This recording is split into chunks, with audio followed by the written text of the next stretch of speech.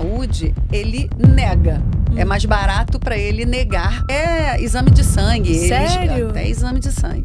E como que eu consigo provar que o paciente mentiu ou omitiu? De modo geral, o plano, como o judiciário exige a negativa, o plano não te responde. Tudo nasce e morre na comunicação. Hoje eu tenho uma convidada muito especial aqui para explicar para a gente o que é o direito médico, direito da saúde, direito médico, como é que ele é na prática, para quem ele é. E esse programa não é só para quem é advogado, não. Esse programa é para todo mundo, porque nós somos usuários da medicina, de plano de saúde, de hospitais, eventualmente. Então a gente precisa saber entender como que funciona. E também para quem é médico, precisa entender como se resguardar, como atender com segurança, enfim. Vou trazer aqui a doutora Carolina Minsen. Ela é advogada no Brasil e Portugal, é professora, gestora, empresária, pesquisadora, mediadora e escritora, mestre em Direito da Saúde e Meio Ambiente, presidente da Comissão Nacional de Direito Médico da Associação Brasileira dos Advogados e da OAB Rio de Janeiro, presidente da Comissão Permanente de Direito Médico e Saúde e Bioética do Instituto dos Advogados Brasileiros, especialista na defesa médica judicial e administrativa, na consultoria para clínicas, hospitais, consultórios e associações e sociedades médicas. Doutora Carolina, um prazer enorme tê-la aqui comigo, para a gente entender o que é isso, o que é o direito médico, o que é o direito da saúde, conversar um pouquinho. Obrigada por ter aceitado esse convite, é um prazer tê-la aqui comigo hoje. Obrigada pelo convite, em primeiro lugar, é um carinho, fiquei muito feliz com o teu convite, com a oportunidade de falar sobre direito médico, né, sobre direito da saúde, e você colocou muito bem, se não fomos um dia, seremos pacientes, né? Então eu acho que é de interesse de todos, é uma área que cresce muito. A gente sabe que a judicialização da medicina é, na verdade, uma das áreas que mais cresce no Brasil. Sério? Teve estatística do TJ há pouco tempo que estava um crescimento de 200% de um ano para o outro. De pessoas litigando contra... Na saúde. Na saúde, no geral. De alguma forma, seja contra médico, contra plano. Claro que a estatística de plano de saúde hoje muito maior, né? É muito maior e é muito grande, porque infelizmente é uma rede, vamos dizer assim, que dá muita dor de cabeça para o usuário, né? Nós somos mais de 50 milhões de pessoas que têm planos de saúde no Brasil. 50 milhões. É uma parcela muito grande. E diferente do que as pessoas dizem, só quem tem muito dinheiro tem plano de saúde. Não. Existem diversos tipos. Exatamente. Muitos trabalhadores. Inclusive coparticipação, que a pessoa, o plano paga um pouco, a pessoa paga um pouco, exatamente, exatamente. Então, assim, é uma parcela muito grande da população e hoje a realidade é que as operadoras de plano de saúde têm tratado de uma forma muito peculiar, vamos dizer assim, né? Os contratos e os direitos dos pacientes. Então, a área de direito da saúde, do direito médico, enfim, né? Que eu não sou... Como eu já faço isso há mais de quase 25 anos, né? 25 anos, né? Tempo. Dedicada a essa área. Você se especializou. Isso. Eu vi aqui pelo seu currículo, você se especializou em direito de saúde e eu achei bacana também bioética, né? Que é algo que é um pouco mais... Pelo menos pra mim, eu não sei... para você, se é algo mais antigo, mas para mim eu vejo a bioética como algo mais recente, em relação ao direito, né? Porque a bioética, na verdade, a gente indo para trás, a gente chega mais ou menos na Segunda Guerra Mundial, quando eram feitos experimentos com seres humanos e com presos, né, de guerra, enfim, atrocidades aí que fizeram com que, de forma mais latente, isso fosse se espalhado, né, pelo mundo mesmo, de uma forma exatamente que a medicina fosse pautada em princípios bioéticos, né, nos direitos direitos humanos. Sim, bacana. Enfim, isso. Então, hoje isso é muito presente, e aí é fácil da gente perceber isso na valorização da autonomia do paciente, né? E são discussões, assim, até filosóficas sobre isso, né? Porque a gente, em relação, por exemplo, ao direito ao corpo, né? Ao direito a não querer fazer um tratamento, não se submeter a um tratamento. A gente sabe tanta história, né? A gente estuda na faculdade, sim, né? Que o pessoal conhece, testemunho de Jeová, que é aquela discussão, tem que fazer transfusão de sangue, aí a religião não permite, e aí o médico tem um protocolo, e a gente vai conversar sobre isso. Mas vamos segurar aqui que eu quero entender primeiro de onde veio isso. Porque você é advogada, fez direito, e escolheu essa área por quê? Então, assim que eu me formei, no final da faculdade eu gostava muito de penal. De criminal, e eu queria ser criminalista. E eu venho de uma família de médicos. Olha. Meus tios, minhas tias, minhas primas, você todas é a são ovelha negra médicas. Da família, então, né? Porque família de médico normalmente arrasta a família inteira, né? Exato. Você foi a ovelha negra. Mas meus pais... Mas não saiu, né? Não saiu. Meus pais fizeram direito, enfim. E quando eu me formei, eu fui por esse caminho, fiz a prova de a especialidade, né, na OAB lá, foi penal, fiz e conheci e tive contato com alguns casos de direito médico, com óbito de paciente, enfim, que eu estava pelos médicos, defendendo os médicos. Entendi. E eu ali desenvolvi essa... No penal, né? Mas você estava defendendo o médico, entendi. E... Na verdade, quando eu comecei, nem se chamava muito direito médico, né? Isso foi uma evolução. Tanto que hoje ainda não assim, a maior parte das faculdades não tem a cadeira do direito médico, né? Até porque o direito médico, você tem o direito médico, você tem o penal, você tem o civil, você tem o administrativo, você tem o previdenciário, trabalhista, você tem, né? Posso muito amplo. Trazer uma coisa uma crítica aqui, que eu acho que as universidades precisavam rever. O que acontece no mundo, você vê, você trouxe aqui uma estatística no início da quantidade 200% de aumento de processo da judicialização dessa questão. Quer dizer, é importantíssimo os advogados estarem preparados para essa demanda, porque não tem como. Eu, por exemplo, que sou especialista em família internacional e sucessória, eu não sei fazer nada disso. Se vier eu preciso, se for um médico para defender ou um paciente para defender, não tem como. Não sei. Não, se você precisasse, o plano te negar alguma coisa... Se eu precisar, vou ter que te procurar. Eu sou advogada, mas eu não sei. Então, assim, a importância de ter isso na faculdade... É o que eu falo também em relação a direito internacional. Privado, porque a faculdade tem o público, mas o privado, gente, hoje são mais de 7 milhões de brasileiros morando fora do Brasil.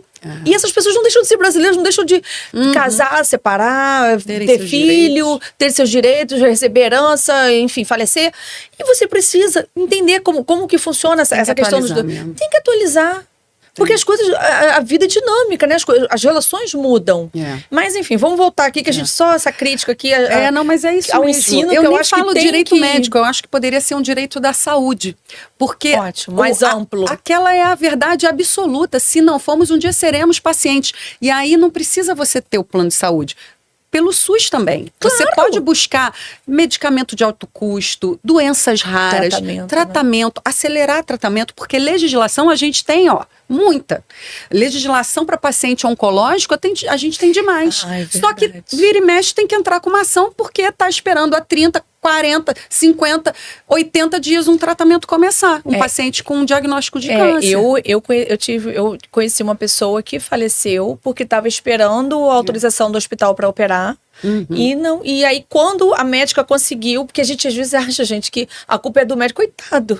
E aí o médico ligou, eu conheci a esposa, né, ligou para falar, olha, consegui, mas não sei o que, tem a vaga pro dia tal. Ela falou, ele faleceu ontem, tinha falecido no dia anterior. É isso, porque quem tem problemas com a saúde, se tem uma coisa que ele não tem, é tempo. E hoje o nosso judiciário, você não consegue. É muito difícil. a gente até consegue, existe uma prioridade, o sistema já, você consegue as ações específicas, a gente teve há pouco tempo para transplante de órgãos. Depois de 24 horas, você perde o órgão. Então, não adianta. Sim. Se o plano te negou o transplante, o órgão está vindo. O que a gente faz? Tem que ir pro plantão. Gente, eu fico imaginando você trabalhando, deve ser... É desesperador. Deve ser igual o médico, né? Deve ser o mesmo nível de estresse. Eu não sei se o médico deve ter também, né? Porque a pessoa, coitada, tá salvando uma vida. Exatamente. Você tá salvando uma vida. Você não é médica, mas é quase que equivalente. Porque se você não consegue... É muito... E você imagina assim, eu imagino a minha situação como advogada, a gente que tem o contato com o familiar, principalmente nesses casos que o próprio paciente está internado, o desespero daquela pessoa. E você imagina o técnico, o médico, com o órgão ali, o paciente ali, e ele não podendo fazer. É desesperador. Então, assim, quando eu me encantei pela área, eu entendi que ali era um nicho que não era... eu teria que ter coragem para entrar, porque era um nicho que as pessoas não sabiam o que eu fazia. O que você faz? Erro médico? Você trabalha com erro médico?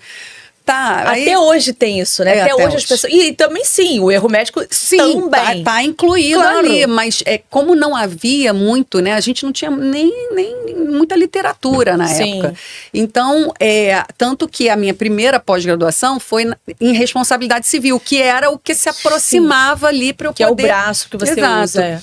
E aí, eu comecei... Exatamente porque a gente estava na defesa desses médicos, a perceber, e aí vinha também do meu conhecimento em relação a ter muitos amigos e familiares médicos e tudo, e de entender que eles não saem preparados da faculdade para o mercado que eles enfrentam. Então, na faculdade de medicina tem direito médico? Não tem. Direito? Tem uma cadeira de direito ou não? Raras são as faculdades que têm, não a cadeira de direito médico, mas assim, eles dão ética, até dão alguma coisa de direito médico, mas são pouquíssimos. Responsabilidade civil. Sim, exato. O médico tinha que ter uma grade de responsabilidade civil na faculdade.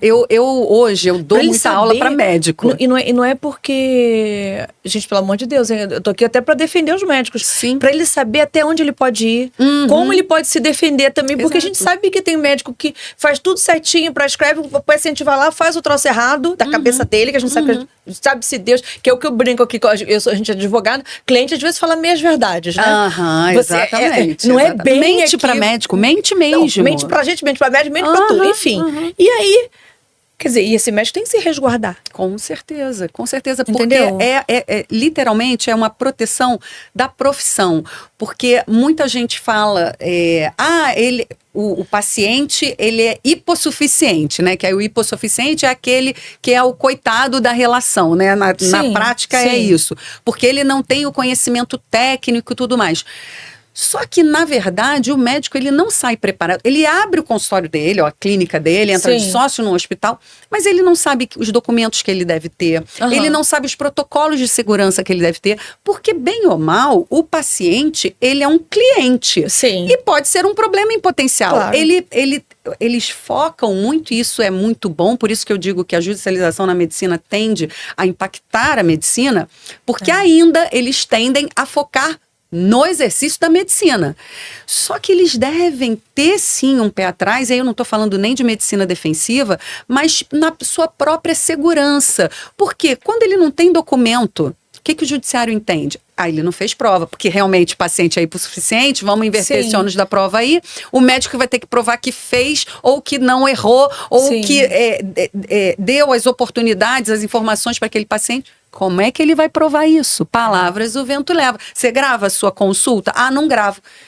Vai ser a palavra dele contra do paciente, e o juiz só vai acreditar no médico se eu tiver como provar que o que eu estou falando procede. Então, foi um trabalho, e é um trabalho ainda, que ainda chega no escritório, médico com prontuário mal preenchido, sem documento, sem termo de consentimento assinado, que aí bate exatamente nessa questão da autonomia do paciente. Hoje o paciente, ele tem que concordar com o tratamento ao qual ele vai se submeter. E isso não é uma segurança para o paciente. Eu hoje digo, isso é uma segurança para o médico. Porque aí sim ele vai, olha, juiz, aqui, ó, eu expliquei tudo, eu tirei as dúvidas, eu disse as possibilidades de problemas, eu disse os efeitos colaterais do medicamento, enfim. É uma forma de exercer a medicina com segurança, mas eles não têm essa consciência. Mas o que você está trazendo é maravilhoso. Eu vou dar um intervalo aqui, a gente vai voltar, porque eu acho que é importante, tanto para quem é médico, ter essas informações, a gente vai desmiuçar isso aqui, mas para quem também é paciente, escolher a clínica, o médico que preste essa informação. Sim. Porque às vezes você vai naqueles locais que não é meia informação, é no Instagram aquele antes e depois bonito, mas na prática, será que faz tudo direitinho? Vamos trazer aqui depois essas informações que são muito importantes. Já, já.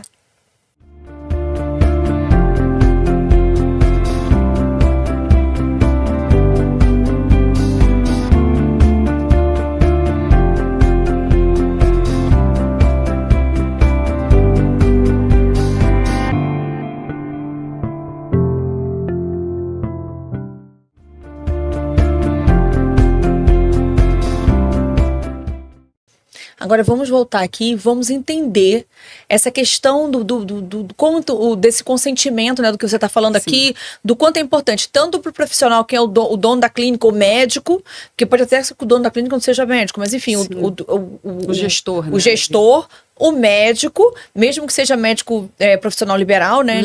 E também para o paciente que vai procurar esse profissional,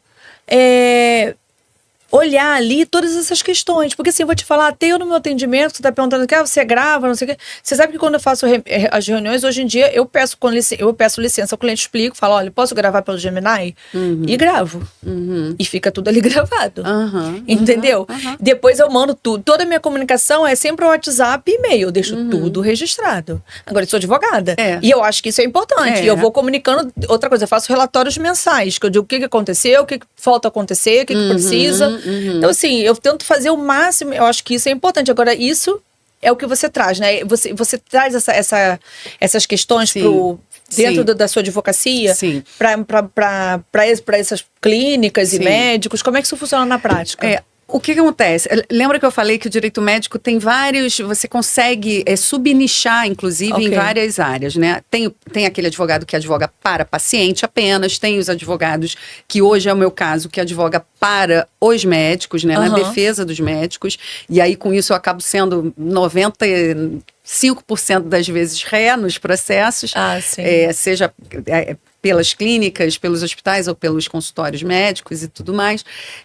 E você tem também a advocacia preventiva, que é exatamente essa, que auxilia na gestão, nos protocolos de segurança, principalmente na documentação médica. Hoje em dia, importante, né? Muito. Hoje em dia a gente tem muito prontuário eletrônico que, em tese, facilita a vida.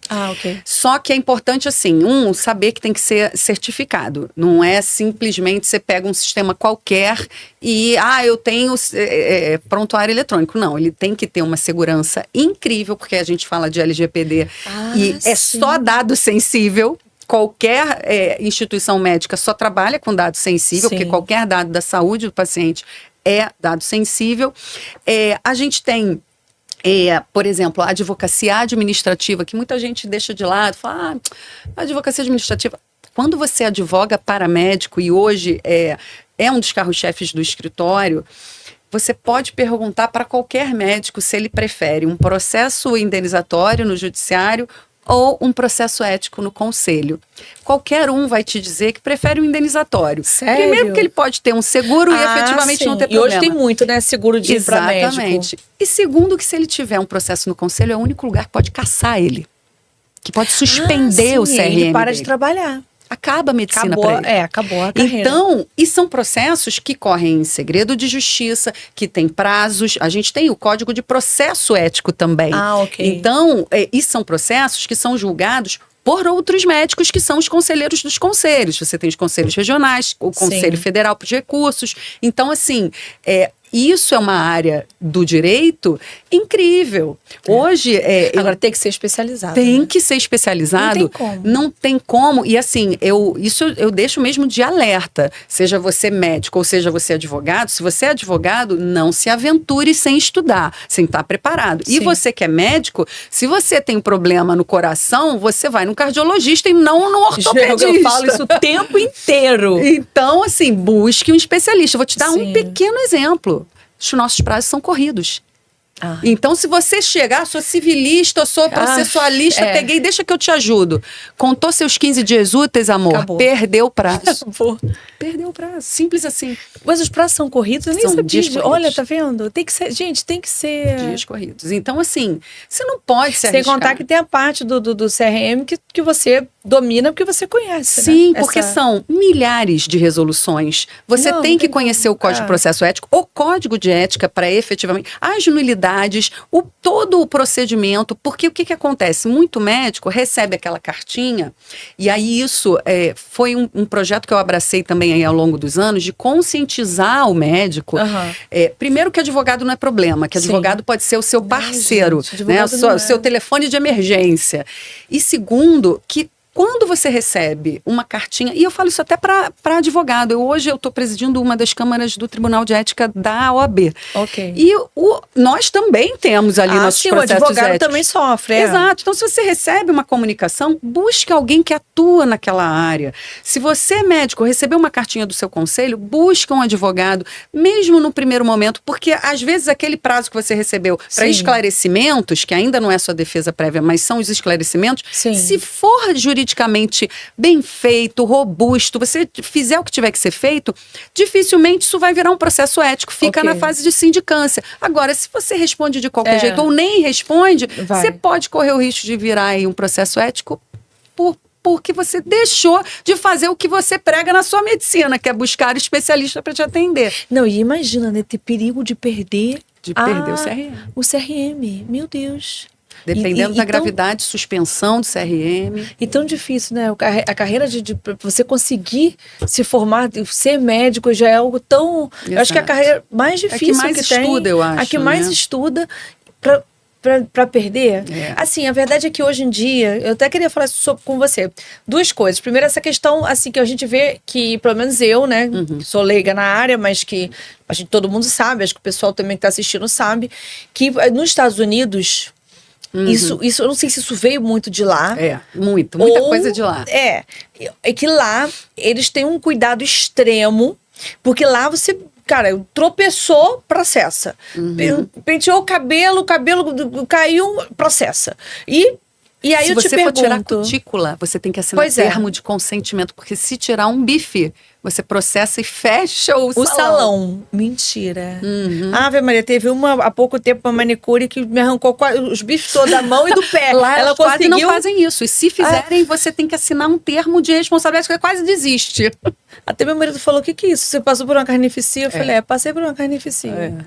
Olha isso. Você vê, lá até num salão de beleza, eles dão essa atenção para documentos. Então, assim, e lá eles estão há anos-luz na nossa frente em relação a isso. Mas você acha que o Brasil pegou um pouco dessa... Sim, pegou. Hoje, o seguro de responsabilidade civil para médico, e o seguro de modo geral, o seguro profissional, que aí advogado tem também. Exato, que abrange o criminal, abrange o administrativo. Tudo depende do contrato que você vai fazer com a sua seguradora. Não tem um conflito de interesse, mas é um ponto que hoje a medicina, como essa judicialização que a gente falou, é uma realidade. É uma realidade. O seguro passa a ser, sim, um investimento muito interessante. Nos Estados Unidos, se você não tem seguro, você nem atua como médico. Eles não permitem? Tem a legislação em alguns estados que você nem atua. Sim, os Estados Unidos é muito por estado. E inviabiliza. Porque se você sofre um processo, você quebra, você vai à bancarrota, porque são processos milionários. Isso ainda é uma realidade, que é o que eu falo de lá, está muito diferente daqui. A vida no Brasil vale muito pouco. Tanto é que a gente... As indenizações são tristes, né? A pessoa perde um braço, R$5.000. Eu já vi isso. O paciente morre. Então, R$5.000. Não tem. Ou o pior, plano de saúde. Plano de saúde. Que você paga a vida inteira. Que você paga a vida inteira. Que o seu tratamento está no rol direitinho, está previsto no contrato, mas ele te nega e por aquela demora o paciente piora ou vem a óbito, aí é uma multa de 10 mil reais, 11 mil reais. Para quê? O que é isso para um plano de saúde que lucra bilhões? Eles estão assim com a farmácia. Eu até brinco, né? Eu falo que, gente, eles pagarem 10 mil reais é muito mais barato que manter aquela pessoa fazer um tratamento de 400 mil. Um transplante é mais fácil negar. 480 mil. Claro, é muito fácil negar, esperar que aquela pessoa fale via óbito que ela vai vir, coitada. Fora isso, eles ainda com o lobby, que é muito grande, sabem que se subir um questionamento de multa, porque normalmente a gente consegue multa diária ou multa por hora, no caso de um transplante, não adianta você botar uma multa diária, um dia já foi. A pessoa já faleceu. E aí e fora essas pessoas que estão na fila esperando o doador compatível, ainda tem todo esse drama. Não, nem fala. Né? O que acontece? Você, quando o plano de saúde, por exemplo, você tem um transplante que está orçado aí, um transplante de medula, 580 mil reais. Aí você consegue a multa diária. Vai acumulando a multa, eles não vão pagando. Aí chega a $500 mil a multa, aí eles sobem e dizem, olha, essa multa está abusiva. E o pior não é isso, e a família ali sofrendo, né? A família não quer nem a multa, a família quer, a pessoa, enfim, quer o órgão. Exato. E é aí que eu acho que a conscientização isso, né? do judiciário também é muito importante, porque o judiciário tem que entender. Até porque juízes, magistrados, promotores serão pacientes, se já não são pacientes também. Então isso pode acontecer com todo mundo. Qualquer um. Então, é muito complexo você assistir o judiciário permitindo determinadas condutas e aceitando também. Eu já tive até hater paciente. Um dia você ainda vai ser paciente, doutora. Não é isso. É porque hoje eu falo com orgulho que eu cuido de quem cuida. Sim. Os médicos, há muito tempo, eles são colocados até como vilões em alguns casos, né? Porque eles contêm o conhecimento, eles que em tese, né, auxiliam ali a vida, né, das pessoas, o cuidado, mas o judiciário, em muitos casos, os trata, sim, como réus culpados. Eu brinco que tem inicial que você espreme e sai sangue. Sim. Porque parece que o médico saiu, botou o jaleco assim, hoje eu vou fazer mal a alguém. Como se isso fosse verdadeiro. Então, é claro que ainda tem a realidade de uma saúde sucateada, de uma saúde lotada, demora no atendimento, plano de saúde prejudicando, porque pelo médico o tratamento começaria logo, mas aí o plano pede 21 dias úteis para te dar um retorno. Aí parece que a culpa é do médico. Exato. E não é. E aí é muito difícil, sabe? Então, eu vejo que se o judiciário continuar condenando sem critério, né? Muitas vezes, agora tem alguns casos aí de cirurgia da catarata, né? A gente entende, né? Eu sou... Com 25 anos fazendo isso, a gente se dá o direito de ser e de ter, né, algum posicionamento. O meu posicionamento é minoritário, que não existe, não deveria existir dever de resultado em ato médico, seja ele qual for. E se é ato cirúrgico ou não, porque depende do organismo da pessoa. De cada um, não importa. Mas foi uma cirurgia plástica. Não importa, mas foi um ato médico. Então, nem vou entrar entrando assim, de modo geral, né? Eu entendo que ato médico não deveria ter dever de resultado. E hoje o que a gente vê no judiciário é uma loucura de até cirurgia de catarata, e aí é caso concreto, do juiz entender, não, ele não podia ter saído cego, ele foi operado para melhorar a catarata. Não melhorou a catarata e ainda saiu cego. Laudo médico falando que tudo foi feito da forma que deveria ter sido feito. A cegueira ali, naquele momento, isso falando de uma forma muito leiga, né? Seria um efeito colateral, um risco daquele procedimento cirúrgico, até porque esse paciente, ele fez outras coisas também. Sim. E ele tinha outras comorbidades também. Sim, como uma diabetes, talvez, que acaba gerando. O juiz entendeu como um dever de resultado, que ele tinha obrigação de sair melhor do que ele entrou. Oi, como assim? Mas é isso aqui que eu acho. Acaba que vai virando uma faca de dois gumes para todo mundo. Por quê? Aí vamos supor, um paciente, eu não entendo, sou advogada, mas tô aqui conjecturando. Há um paciente que tem diabetes, aí vai operar a catarata. A diabetes a gente sabe que em certo grau ela pode inclusive causar cegueira. Aí ele fala, poxa, se eu operar esse paciente... E ele ficar, e tiver um outro problema que até decorrente da diabetes, da pressão alta, não sei, de alguma outra comorbidade que ele já tenha, pô, ele vai me dar um problema. Então, olha, o senhor não vou operar, não. E aí? É isso. E aí ninguém... Isso que eu falo. Aí sabe o que vai acontecer? A especialidade acaba. Não, e aí esse tipo de paciente ninguém mais opera. Essa pessoa não vai ter mais possibilidade de ser operada. Porque ninguém... Exatamente quem vai querer? Alice, você pegou o ponto que eu falo. Quem vai querer? Vai impactar a medicina. Sim, porque o próprio médico vai dizer, isso eu não quero, isso eu não pego. Lógico, não vai valer a pena. Não vai valer a pena. Não vai valer a pena financeiramente. Porque o médico paga boleto, o médico paga conta, o médico come. Aí o que ele vai fazer? Ah, não, isso costuma... Vamos supor, né? Isso costuma acontecer com diabéticos? Então, diabéticos, sei lá, tipo... A, C, não sei como é que é. Ah, esses eu não vou operar, porque esses aí pode dar problema. Exato. Imagina, e aí os diabéticos não vão poder mais ser operados? Você entende? Exato. Então, assim, acaba causando uma coisa que era pra ser boa, começa a ser ruim. Exatamente. Você entende? Porque os próprios médicos vão falar não. Agora, também o que eu acho é que também, assim, assim como... gente, isso em todas as carreiras, inclusive na advocacia, em tudo.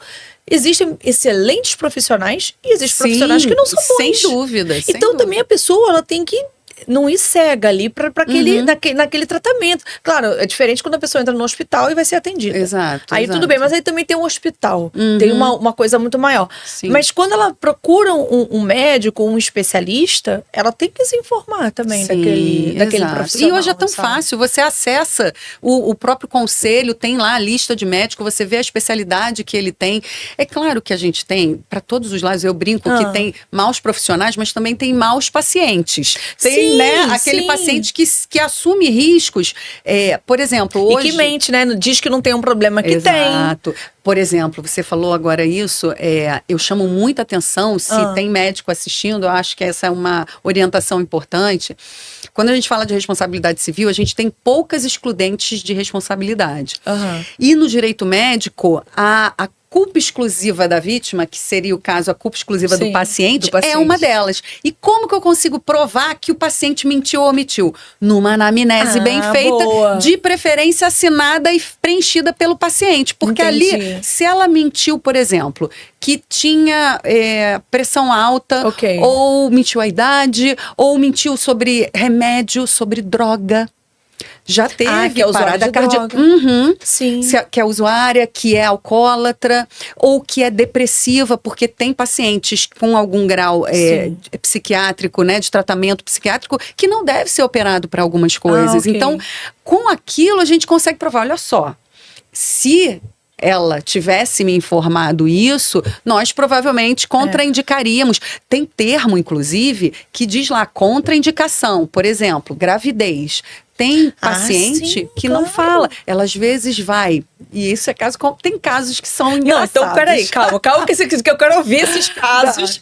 Porque a gente sabe que meias verdades às vezes são ditas, né? A grávida que não tá grávida. Exatamente. Mas enfim, vamos dar um intervalo aqui para voltar com a doutora Carolina para ela contar como é que esse tempo todo de prática com os médicos, com os pacientes, para a gente saber mais histórias.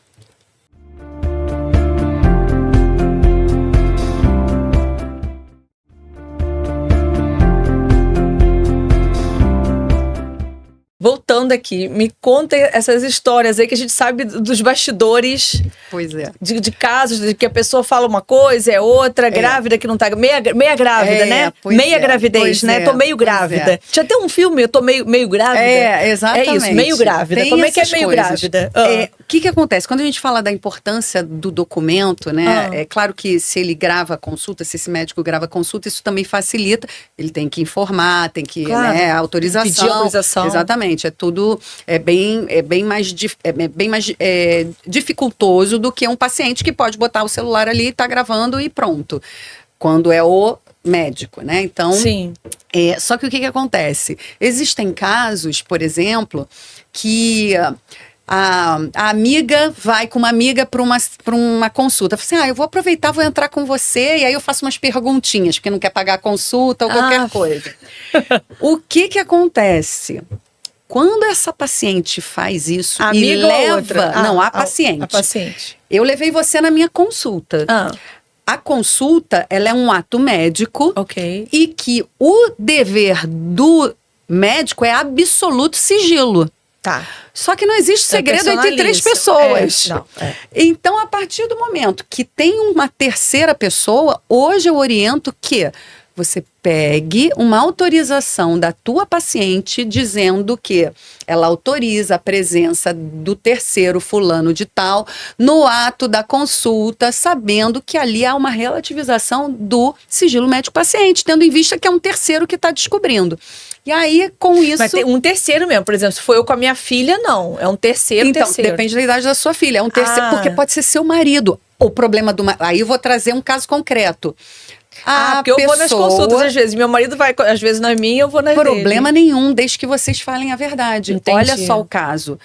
A paciente, o marido era vasectomizado já há muitos anos.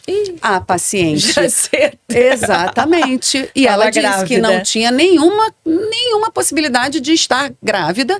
E o marido, obviamente, corroborou. Falou, não, de jeito nenhum, não tem a menor possibilidade.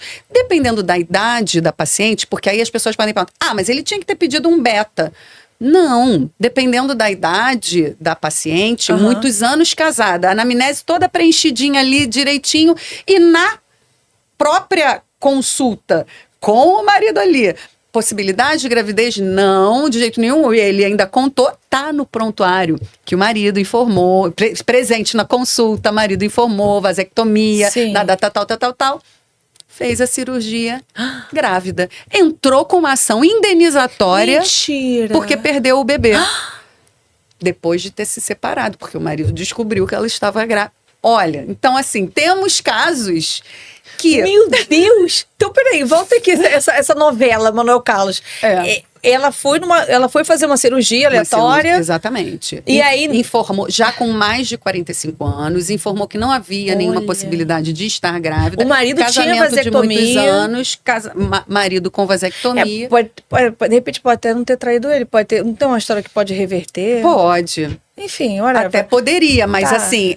Ele separou. O processo continuou e ela como divorciada. Porque aí ela processou o hospital, o médico, porque ele deveria ter pedido... E aí o argumento é exatamente isso, que ele deveria ter pedido o beta-HCG para fazer a cirurgia. Só que determinadas condutas, elas são exigidas, obrigatórias, mas outras não. Então, assim, o que eu quero dizer com isso? Quando o médico ele está bem informado sobre os direitos dele e sobre os riscos que ele também está correndo, né, naquela relação médico-paciente, ele passa a tomar mais cuidado. E, mais uma vez, eu não estou falando da medicina defensiva, sair pedindo exame, à torta direito. Não é isso. É na conduta, é se resguardar. Sim. Porque pode ser que essa paciente nem tivesse entrado com uma ação se o marido, por exemplo, não tivesse se divorciado dela, ela tivesse descoberto que estava grávida, e aí, beleza, então a sua vasectomia deu certo, né, reverteu, vamos seguir a vida. Poderia qualquer coisa, mas o médico acabou se metendo numa situação que ele, por exemplo, também exame de HIV. Temos casos concretos. Ao longo desses anos, né, eu posso trazer alguns aqui que a gente fica assim, poxa, mas a pessoa trouxe esse paciente para dentro, esse amigo para dentro da consulta, né? Eu falei, e esse meu cliente, ele falou, nós estamos com os resultados dos seus exames. O senhor quer continuar a consulta? Assim, sua esposa pode aguardar do lado de fora, não sei. Ele não quis e ela não quis. Resultado, HIV positivo. Meu Deus. E aí, processo médico, porque o médico falou na frente da esposa. Ora, a consulta era sua, você insistiu para trazer um terceiro. Ele já sabia do que se tratava, pediu para sair. Entendeu? Então, assim, são coisas... Gente, imagina. Aí, o que eu fico acho? imaginando o médico, cara. Que Hoje, a minha orientação é, não falhe o resultado, você entrega o resultado, porque assim, a gente vai tentando proteger. Então, quando eu falo que quem cuida precisa ser cuidado também nesses aspectos, porque eles não têm a malícia.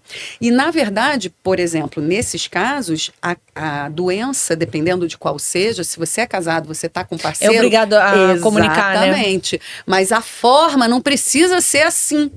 né? Então, assim, tem um protocolo, né? Eu acho que até por psicólogo, né? Sim, a coisa pode ser feita, não precisa ser feita assim. Claro. Mas o que eu digo é que o paciente impôs ao médico uma situação. Sim. E o médico, sem uma orientação melhor, ele acaba resvalando nele, assim, essas problemáticas que poderiam ser evitadas, né? Então... e acaba que eu acho que isso é uma situação que depois acaba que o próprio médico vai ficando desgostoso de fazer, de falar, poxa, tudo que eu vai pisando em ovos, né? Para que nada aconteça. Algumas especialidades. Eu tenho clientes que eram gineco-obstétricos e que não são mais, não fazem mais obstetrícia. Planos de parto. Você vai voar? Você chega com um plano de voo para o seu piloto? Eu quero que o voo seja desse jeito. Você chega com um plano de parto sugerindo o que você gostaria que fosse, o que você gostaria que acontecesse. Mas se você escolheu aquele profissional, você confia que ele vai fazer o melhor para você e para o seu bebê. Sim. A partir do momento que tudo vira violência obstétrica, e é claro que a gente está fazendo um recorte sabendo que existem maus profissionais, existem bons profissionais, mas vamos considerar os bons profissionais. Sim. Ele é um plano de sugestão. Eu gostaria que fosse parto vaginal, não gostaria de uma cesárea. A regra do jogo combinada antes do jogo tá valendo. Tá valendo. Agora, alguns desistem da especialidade. Aí o que vai acontecer? Você vai começar a ter falta de profissional, vai começar a ter um monte de problema, porque tem algumas estatísticas que elas são induzidas.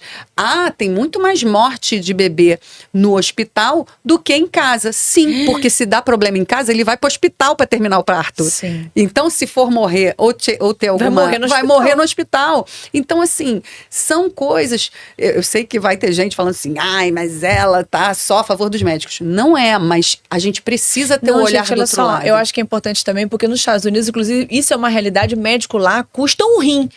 Você entra bom e entrega o rim. Lá o médico, todo mundo sabe que a saúde é fortuna.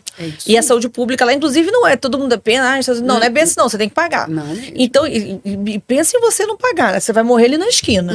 Então, assim, porque a gente trouxe essa questão de indenizatórias e tal, né, do direito americano. E lá, eu acho que até por conta de todo esse encarecimento, dessa necessidade de seguro, disso tudo, desses processos, acabou encarecendo. Sim. Uma coisa que era para ser, enfim... Mais acessível. Mais acessível. O nosso SUS então, realmente Gente, saúde é o primeiro. Ele é uma ideia muito, muito maravilhosa, mas mal executada por conta da corrupção, enfim, da realidade, socateamento, a gente sabe tudo isso.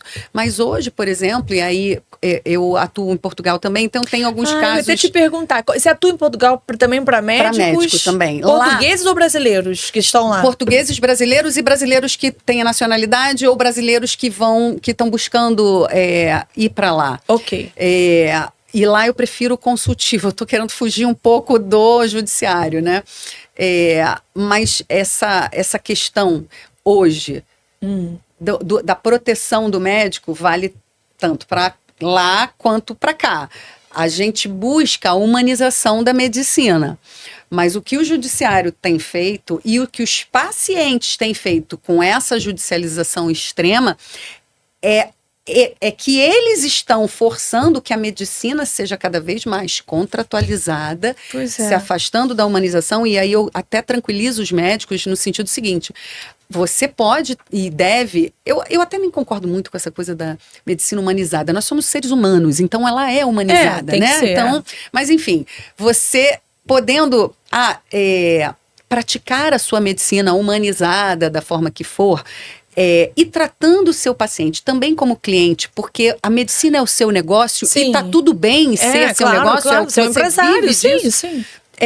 Você consegue fazer. Não é incompatível você ter uma medicina de pegar na mão, de ter o cuidado, de ser um bom médico e, ao mesmo tempo, ter os cuidados e protocolos que você deve ter. Porque o que a gente está vendo... Isso é importante para o paciente também. Para o paciente. É uma segurança para a relação e para a medicina no final. Por quê? Porque do jeito que está acontecendo, e aí você falou bem, né? A gente vai pegando muita coisa de fora. A tendência é essa, a gente absorve muito.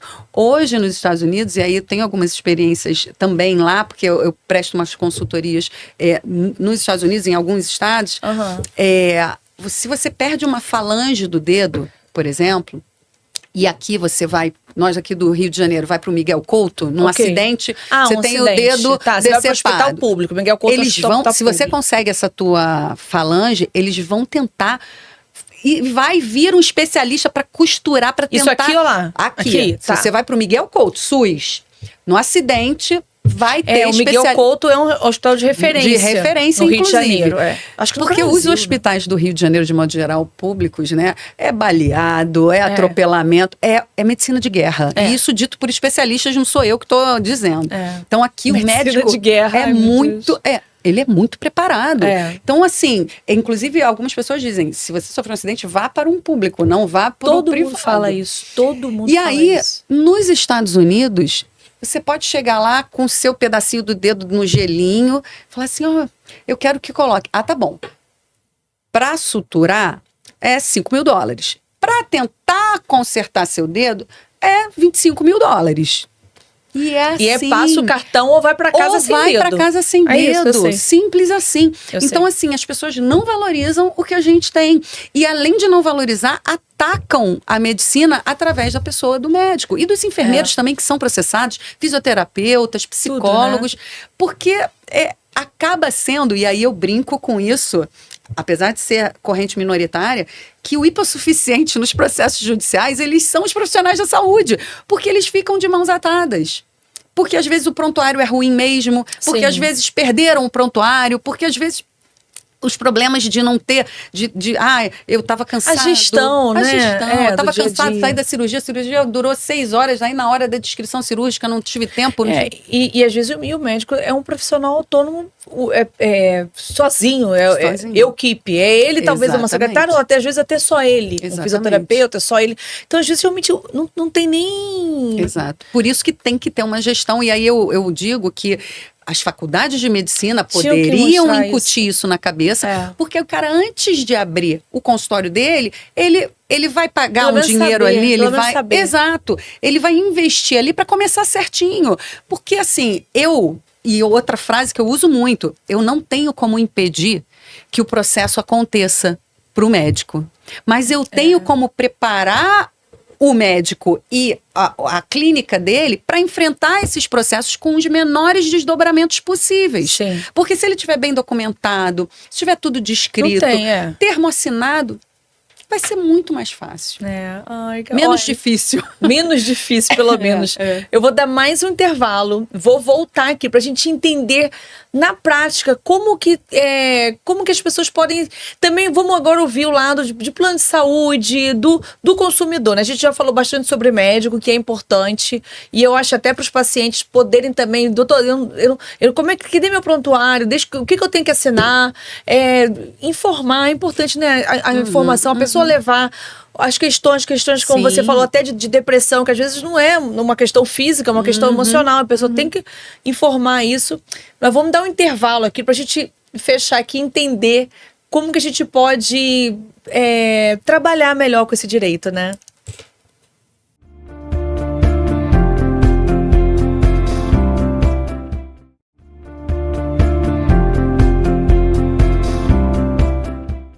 Vamos falar aqui sobre um assunto que eu acho que é muito importante, que o pessoal procura muito, assim, até eu, que tenho plano de saúde, né? Como é que funciona, Carol, na prática, assim, eu tenho um médico e aí eu preciso fazer uma operação e o plano nega. Como é que funciona isso? Sim.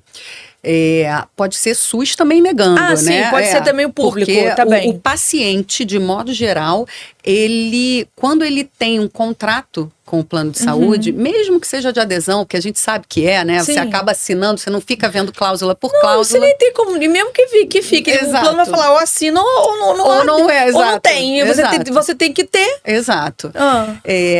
E, de modo geral, o plano de saúde, ele nega. É mais barato para ele negar o atendimento, negar agora até exame de sangue. Sério? Até exame de sangue. E aí, na prática, como você... Até determinados exames, eles... Porque, assim, na verdade, assim, a gente, bem ou mal, graças a gente paga plano na ideia de não precisar usar nunca. Exatamente. Mas, de vez em quando, fazer exame de sangue e tal. Agora, se nem isso... Até alguns exames de sangue estão sendo glosados, é uma realidade. E exemplos práticos, determinadas marcas de determinados insumos. Prótese, estente, pino. Ah, sim, porque às vezes o médico quer aquela... Exato. Você é médico, você está acostumado. Sabe o que é melhor. Exato. O médico que sabe às que é melhor. Às vezes porque você tentou outras e descobriu que aquela marca é melhor, ou os seus pacientes que você usa com aquele produto especificamente é melhor. E os produtos existem, o mercado está aí, né, para isso. Sim. Então, mas esse médico, ele é patrocinado, então por isso ele gosta. Mas... essa análise não cabe ao plano, cabe ao médico. Se eu acho que esse copo aqui é melhor do que o outro copo, porque ele quebra mais difícil, para quebrar é mais difícil, quando você pega ele é mais anatômico, o resultado daquela cirurgia é melhor, os pacientes, de modo geral, têm menos complicação.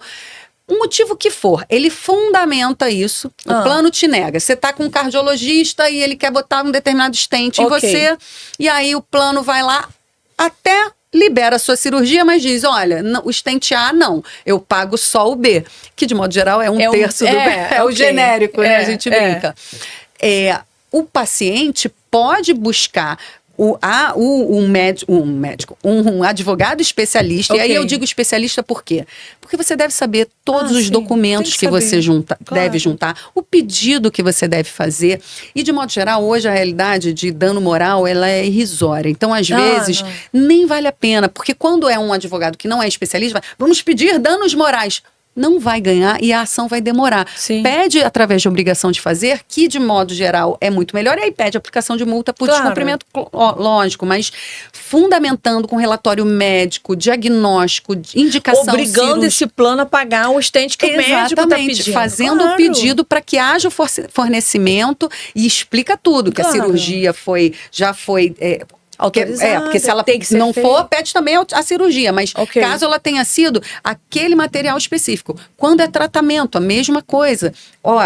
Procura ver, que aí são coisas que o advogado especialista já sabe que tem que fazer. Está autorizado lá na ANS, lá tá no rol, né, de tratamento, de medicamento, tá lá, tá no contrato, faz essa análise de viabilidade do processo. Porque às vezes se não tiver nem na ANS, não dá, né? Às vezes o pessoal vem com aqueles tratamentos que não foram autorizados no Brasil, aí realmente então é muito mais difícil, se for só experimental é muito mais difícil.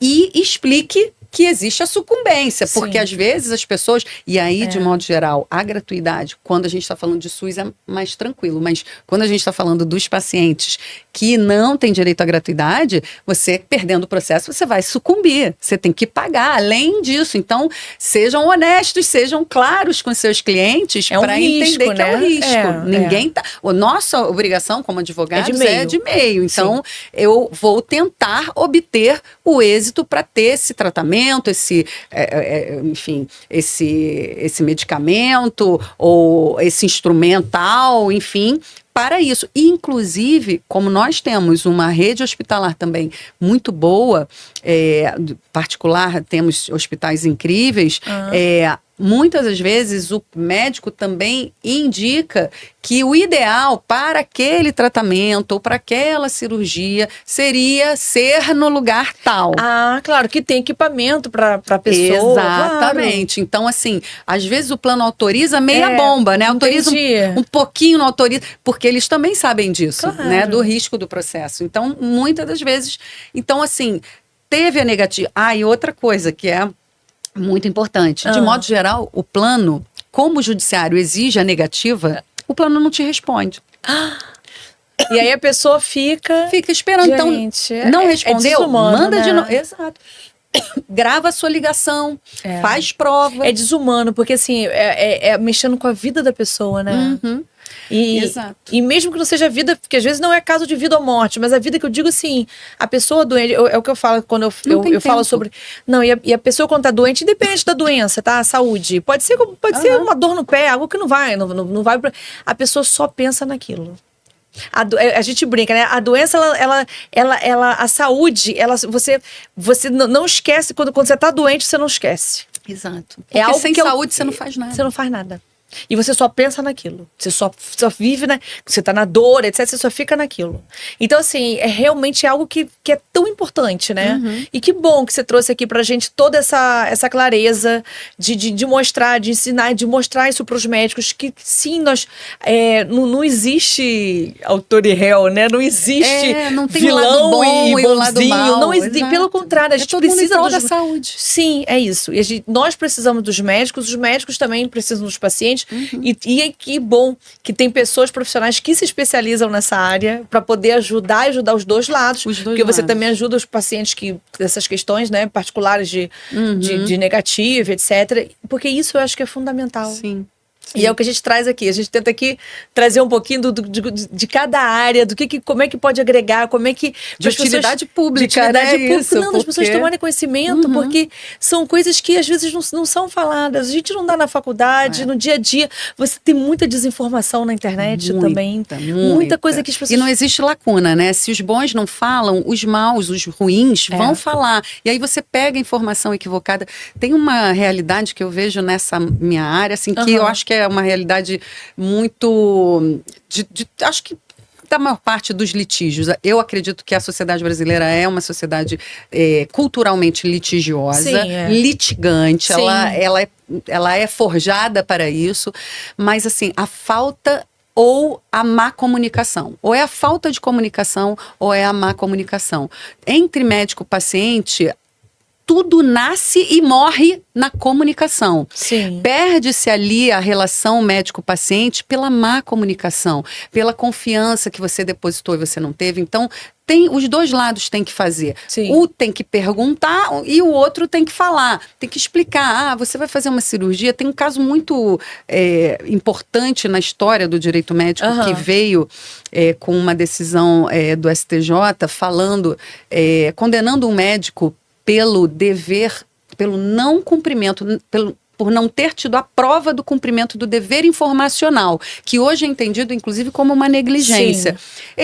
E não era nem cirurgia plástica, nada de estética, era um neurocirurgião que, ao fazer uma cirurgia, ele estava buscando acabar com tremores das mãos naquele paciente que não conseguia pegar nas coisas, enfim, não era Alzheimer isso, mas ele, nem Parkinson, mas era uma outra doença, era algo que ele ia tratar com essa cirurgia no cérebro, porém, um dos efeitos colaterais possíveis era a cegueira. A discussão do processo acabou circulando sobre isso, porque o paciente disse, se a minha autonomia tivesse sido respeitada e eu tivesse sido perguntado ou informado que o risco de eu melhorar porque ele melhorou. O laudo disse que não houve erro médico, que não houve má prática médica, a cirurgia foi feita, a técnica perfeita. Só que aconteceu o que a literatura até previa. O que aconteceu? Ele disse, mas a minha autonomia não foi respeitada, porque se eu soubesse que essa cirurgia poderia me deixar cego, eu preferia ficar com as mãos trêmulas do que cego. Então, foi entendido que essa falta do dever informacional, essa negligência, que hoje é inclusive compreendida como negligência, deixou esse paciente sem a opção e fez com que ele colhesse o resultado negativo, que até era previsto na literatura, sim, que até poderia não acontecer, porque poderia não ter acontecido. Mas não tem como a gente saber. Não tem como saber. Mas o diálogo, a conversa, a informação teria impedido isso. Adorei nossa conversa, espero que ela ajude muitas pessoas que tenham assistido. Eu acho importante a pessoa ter, a partir do momento que você tem conhecimento, você faz escolhas melhores, né? Com a ideia é essa. A gente está em todas as áreas da vida. É você ter conhecimento verdadeiro, real, para que você faça escolhas melhores. Exato. Olha, queria agradecer muito a sua vinda aqui. Foi um prazer enorme. Obrigada pelo convite, pelo carinho. Foi um prazer, viu? Obrigada.